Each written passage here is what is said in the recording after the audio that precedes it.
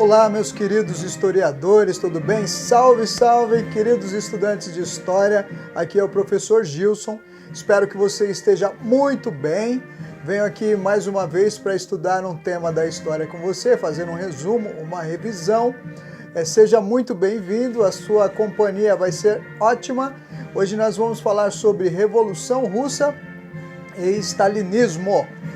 Eu fiz o primeiro vídeo falando sobre Revolução Russa, está aqui embaixo na descrição, depois você procura. Essa aqui é a parte 2, então vamos juntos sem perder tempo, todos são bem-vindos e vamos estudar história. Você está ouvindo aqui a Internacional Comunista, eu vou parar aqui, valendo, muito bem. Revolução Russa.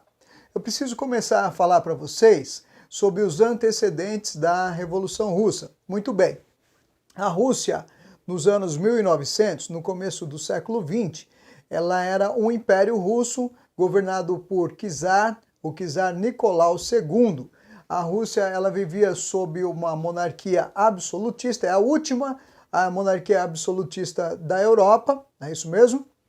O Nicolau II era o czar da Rússia, um regime autocrático, um regime absolutista. Muito bem, o antigo regime, a Rússia vivia no começo do século XX ainda.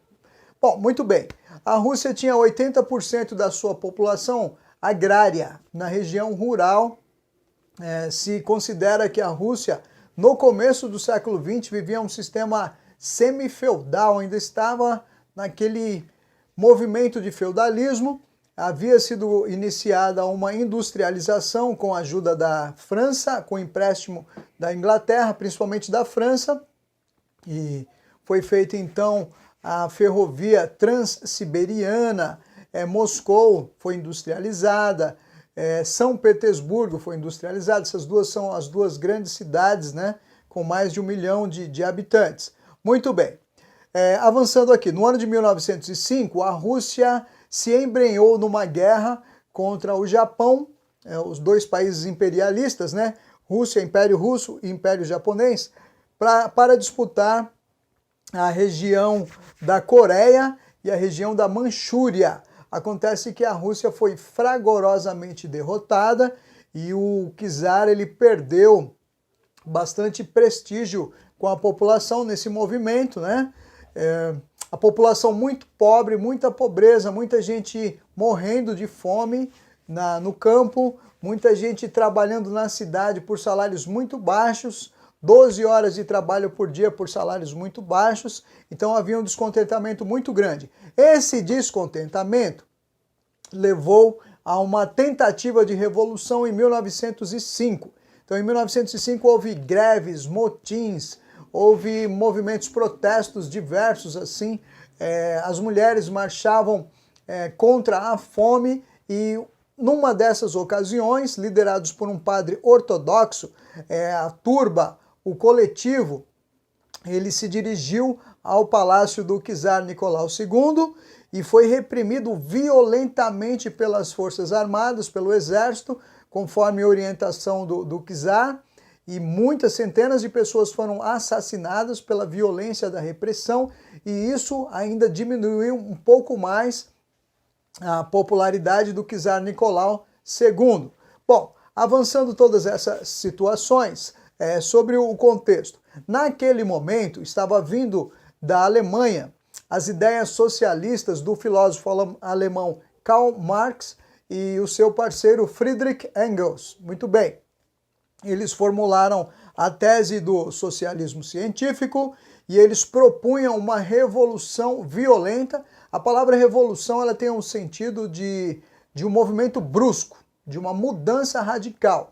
Então a ideia socialista do Karl Marx, ele deixa muito claro nos seus escritos que eles não estão dispostos a negociar reformas com a burguesia, mas a ideia é tomar o poder, tomar os meios de produção, colocar o proletariado, a classe operária, a classe trabalhadora no poder, exterminar, eliminar os inimigos, os adversários e impor então a ditadura do proletariado, um sistema socialista. O socialismo, ele é um meio, ele é um caminho que levaria até o comunismo, então que seria o modelo de sociedade pensado pelo Partido Comunista, pelo manifesto do Partido Comunista formulado pelo Marx e pelo Engels. Então, essas mentalidades chegaram nos operários, nos trabalhadores da Rússia. Muito bem.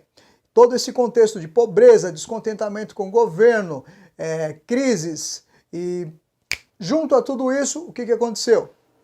A Rússia se embrenhou, se enfiou, entrou numa outra guerra que não deveria entrar, não era a guerra da Rússia.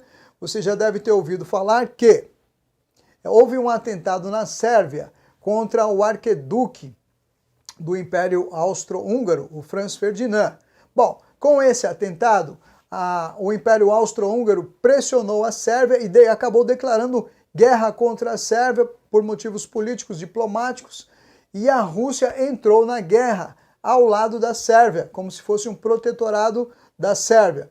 Bom, acontece que a entrada da Rússia provocou um movimento da Alemanha, que era aliada do Império Austro-Húngaro, e você sabe que essa formação de políticas de alianças, então Rússia, Inglaterra e França ficaram de um lado, e Império Austro-Húngaro, Alemanha e Itália do outro, e assim iniciou-se a Primeira Guerra Mundial. Bom, acontece que a Alemanha era uma potência tecnológica impressionante e ela passou por cima da Rússia, matou muitos soldados. Os soldados russos enviados pelo Nicolau II, eles tinham aquela ideia romântica de que vão lutar e vão vencer, mas não existia muito sentido de a Rússia estar numa guerra do Império Austro-Húngaro com a Sérvia, então não havia um sentido para isso. Os soldados, os exércitos da Rússia estavam mal equipados, não tinham suprimentos suficientes, o desenvolvimento tecnológico russo ainda não era satisfatório e a Rússia, na guerra, foi massacrada pela Alemanha, em torno de 5 milhões, pensa-se em mais de 5 milhões de soldados russos mortos, e isso causou lá na Rússia mais transtornos, mais descontentamento ainda, e as pessoas, com todo esse descontentamento, com toda essa crise, elas manifestaram-se contra o regime do czar Nicolau II. Então, em 1917, no meio da Primeira Guerra Mundial, entre fevereiro e março, novamente houve uma tentativa de revolução, e houve motins, houve greves, houve muitas coisas, e dessa vez ficou muito difícil, e o czar Nicolau II, no dia 15 de março de 1917, ele foi obrigado a abdicar ao trono, e assim a Rússia começou um governo provisório, que foi dividido entre os liberais e entre os sovietes, que eram de orientação marxista, né? E isso perdurou com disputas políticas internas. Os liberais, eles esperavam e desejavam que houvesse reformas e transformações, porém os sovietes, os bolcheviques, eles queriam uma revolução, uma mudança de poder. Muito bem. Quando chegou entre outubro e novembro, o Outubro Vermelho, né? O que aconteceu? Revolução Vermelha, os bolcheviques assumiram o poder, Vladimir Lenin, o grande líder bolchevique, se tornou então o primeiro governante da Rússia comunista. Então foi declarado então que a Rússia seria comunista, Lenin assumiu o poder. Isso final de 1917, começo de 1918. 1918, no mês de julho, o Vladimir Lenin, a cúpula comunista que assumiu o poder, mandou executar o czar Nicolau II, juntamente com a sua família, inclusive o filhinho de 10 anos dele, que era um garoto hemofílico. Você já ouviu falar sobre a história da princesa Anastácia pelas ficções da Disney, né? Ali na fantasia ela fugiu, infelizmente, na história real, toda a família, inclusive as crianças, foram assassinadas, foram executadas pela Revolução Russa. Muito bem. Lenin assumiu o poder. Em 1922, ele então juntou as nações ali do leste europeu, nações no entorno da Rússia, e por acordos políticos, por acordos militares, outras pela força, pelo poder da guerra, e montou, então, a União Soviética, a União das Repúblicas Socialistas Soviéticas, não é isso mesmo? Em 1922, um conjunto de 15 países, então desde já se tornou um super país, né? São 15 países ao mesmo tempo, né? E uma superpotência, então, a União Soviética, isso claro que com o processo se tornou mais forte. Em 1924, Lenin teve um AVC, Lenin teve um derrame e veio a falecer. E aí ficou a disputa de poder pelo lugar de o grande líder da União Soviética. Você tinha o Trotsky foi o que liderou, houve uma guerra civil entre 1918 e 1921, e Trotsky liderou os exércitos vermelhos nessa guerra civil e eles venceram, não é isso mesmo?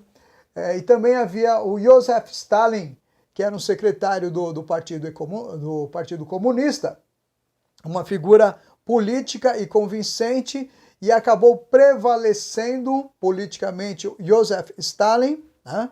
E ele se tornou então o grande líder, o grande ditador da ditadura do proletariado socialista soviético. Muito bem.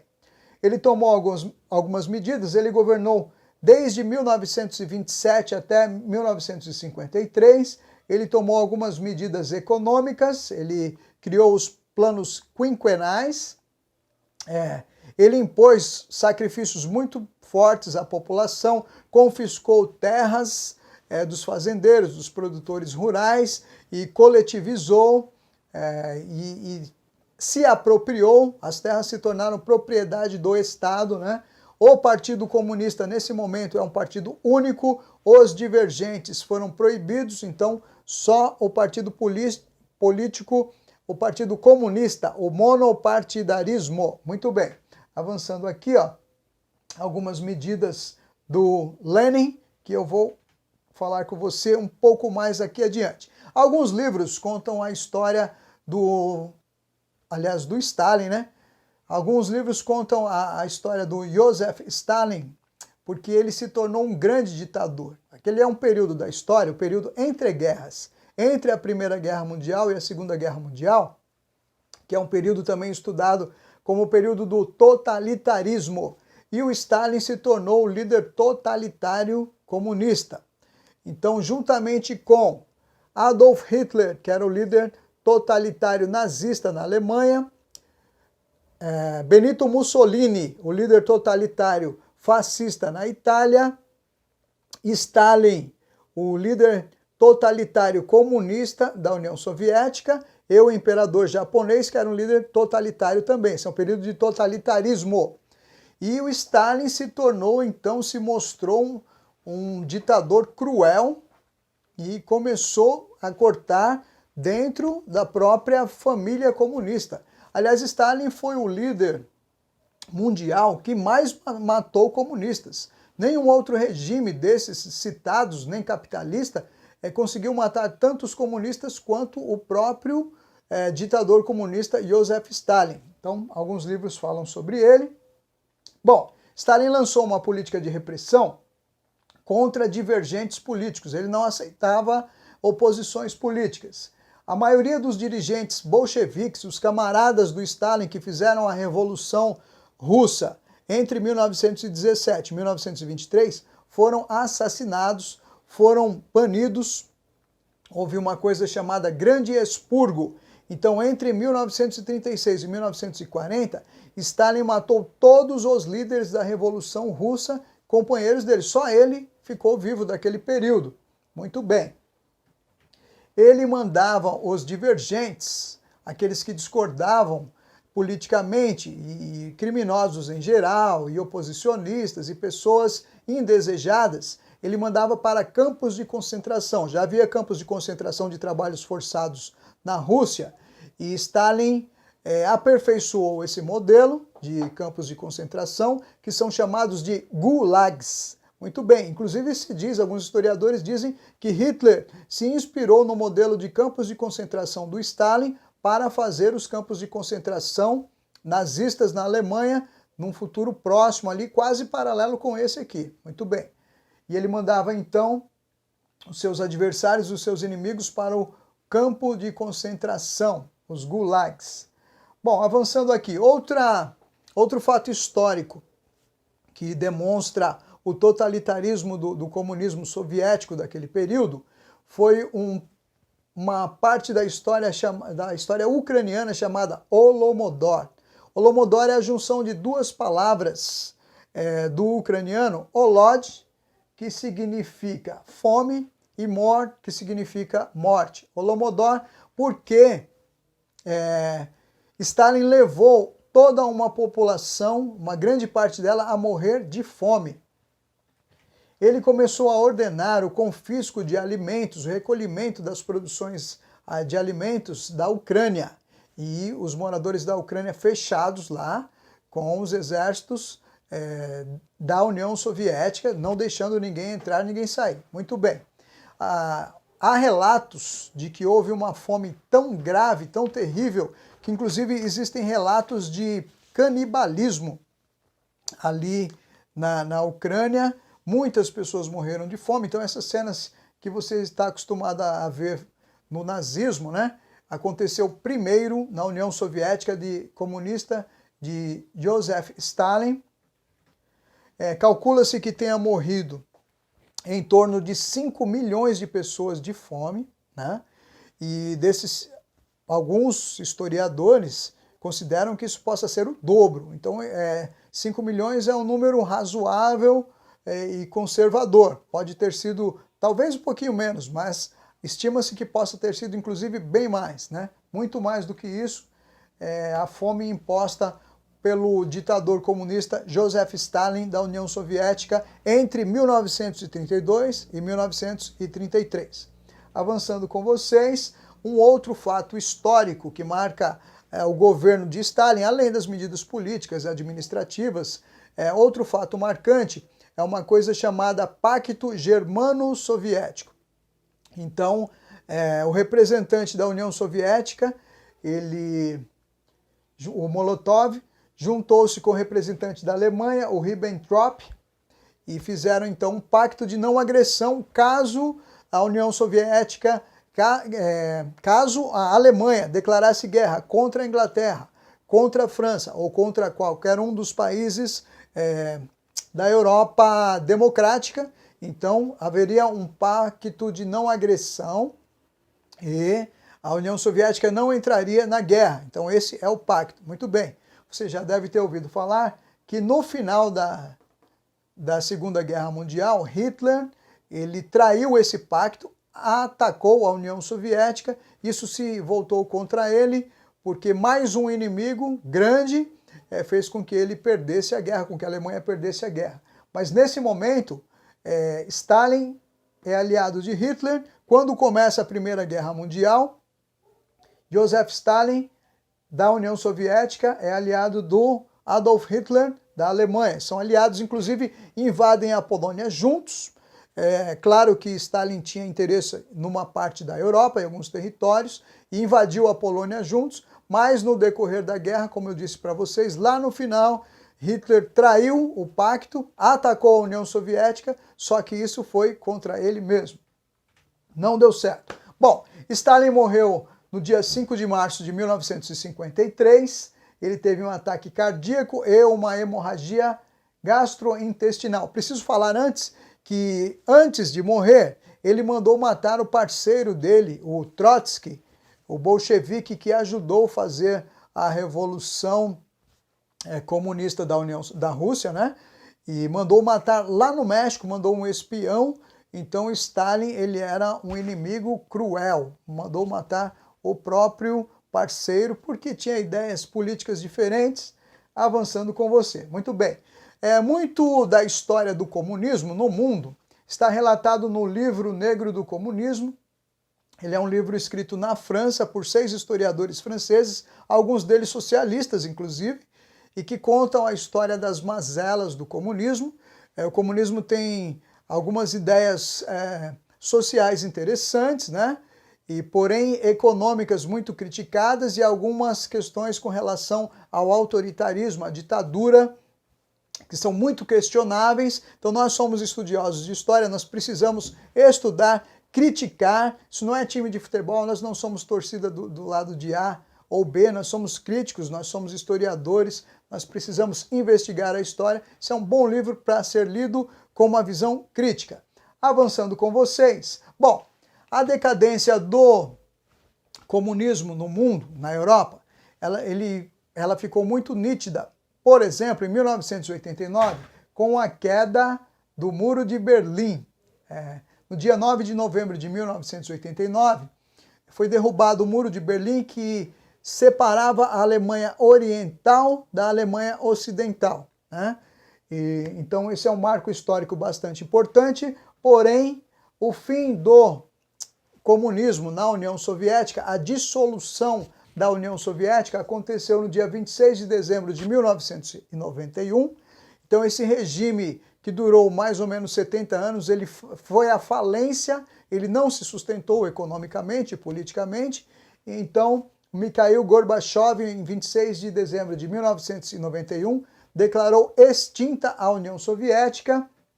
Essa imagem aqui é a imagem da queda, da derrubada da estátua de Vladimir Lenin em Kiev, na Ucrânia, no dia 8 de dezembro de 2013, né? Isso aqui é um símbolo, né, da decadência do comunismo no mundo. Atualmente existem 5 países comunistas no mundo, que são China, Vietnã, Laos, Coreia do Norte e Cuba, conforme diz o historiador Ark Brown, professor da Universidade de Oxford. Então, ele tem um livro chamado Ascensão e Queda do Comunismo, que foi um pouco do que nós fizemos aqui neste estudo. Espero que você tenha gostado, espero que você esteja muito bem, que você fique muito bem, continue lendo livros, continue estudando. Desejo todo o bem do mundo para você, meu querido. Obrigado por estar comigo. Fique bem, muito obrigado. Tchau, tchau.